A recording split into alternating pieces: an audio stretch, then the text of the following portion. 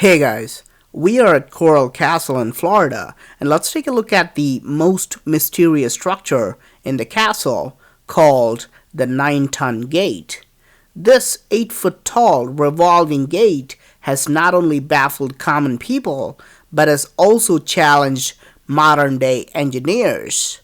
By the end of this video, I hope you will agree with me that this gate could not have been built by a single man unless he knew some kind of a strange ancient technology.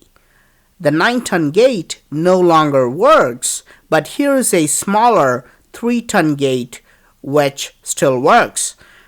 Edward Leeds Cullinan considered the 9-ton gate as a masterpiece and named this place after this gate, so the original name of Coral Castle was Rockgate Park.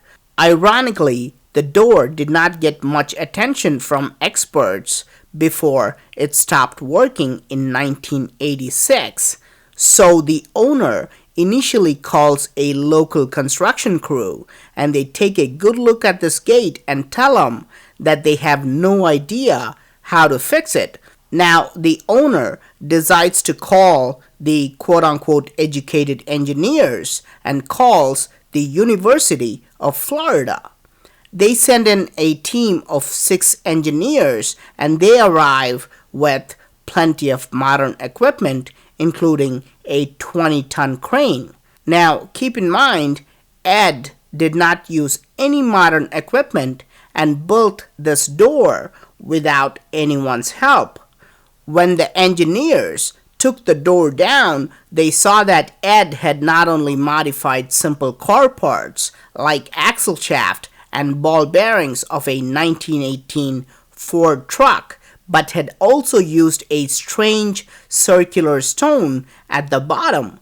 The engineers couldn't understand how this Frisbee-sized rock could withstand 9 tons of weight.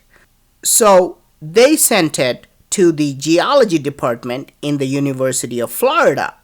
Guess what happened? A month later, the expert geologists simply returned the rock to Coral Castle and told the owner, "Hey, we have compared this rock with almost all other types of rocks on this planet, and we have even compared it with meteorites, but we cannot determine the origin of this rock."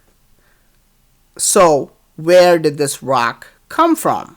How did a man with a 4th grade education who rode nothing more than a bike get a hold of this rock?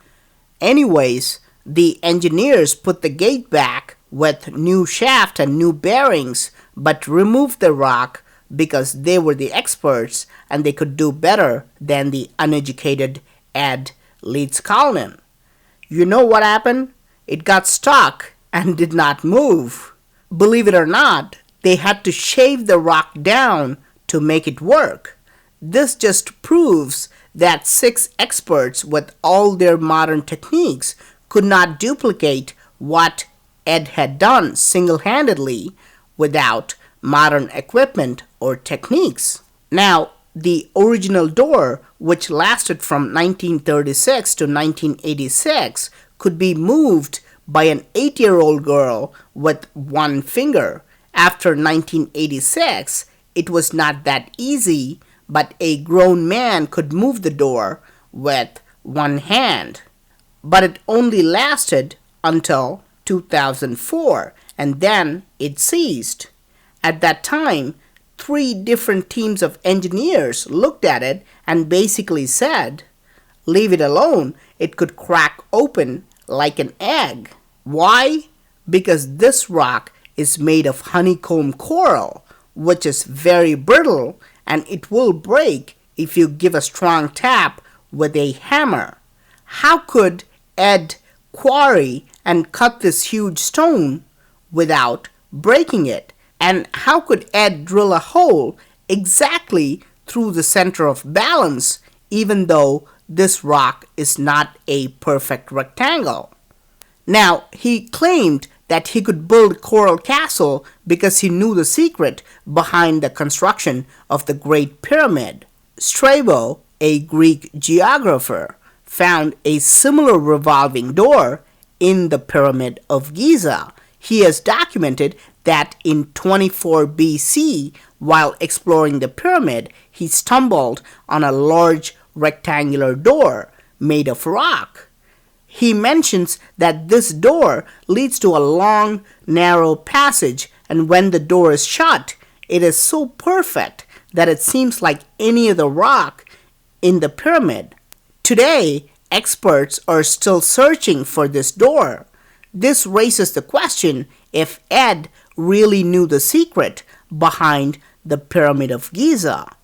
Is that why he was able to build a similar door in Coral Castle?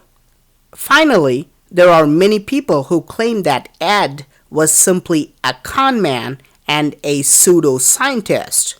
Here we have a pseudoscientist who could quarry, cut, and put in place a 9-ton door without anyone's help or modern technology. And we have the real scientists who come in as a team and with all their modern equipment and scientific calculations cannot duplicate what a pseudoscientist created. So you tell me who the real scientist is and who should be labeled as pseudoscientists.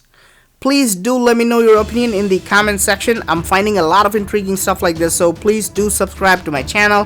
Thank you for watching and talk to you soon.